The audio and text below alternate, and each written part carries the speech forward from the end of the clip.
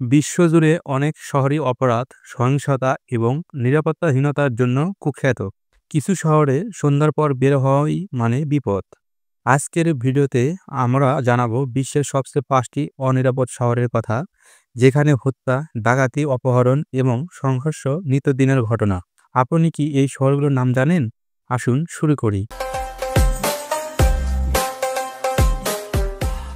১ নম্বরে রয়েছে Caracas, Venezuela. এটি দক্ষিণ আমেরিকার দেশ ভেনেজুয়েলার রাজধানী ক্যারাকাস বিশ্বের অন্যতম সহিংস শহর। মুদ্রাস্ফীতি, দারিদ্র্য এবং দুর্নীতির কারণে এখানে অপরাধের হার ভয়ঙ্করভাবে বেড়েছে। গ্যাংদের দৌরাত্ম্যে সাধারণ মানুষও নিরাপদ নয়। বিশ্বব্যাপী খুনের তালিকায় ক্যারাকাস অন্যতম শীর্ষে। দ্বিতীয়তে রয়েছে পোর্তো প্রিন্স, হাইতি। হাইতির রাজধানী পোর্তো প্রিন্সেই প্রতিদিনই অপরাধমূলক কার্যকলাপ ঘটে।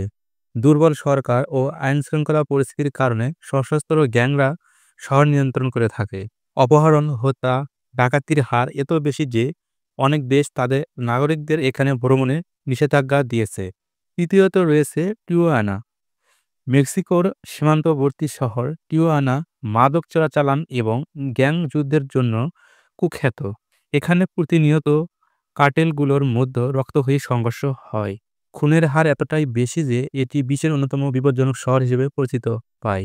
চতুর্থ রয়েছে জোহানেসবার্গ, দক্ষিণ আফ্রিকার বৃহত্তম শহর। জোহানেসবার্গে অপরাধের মাত্রা খুবই ভয়াবহ। ছিনতাই, ডাকাতি, খুন এবং সংঘবদ্ধ অপরাধ এখানে খুব সাধারণ ঘটনা। বিশেষ করে রাতে বাইরে বের হওয়ায় অত্যন্ত ঝুঁকিপূর্ণ। পঞ্চম স্থানে রয়েছে সান পেদ্রো সোলা, হন্ডুরাস।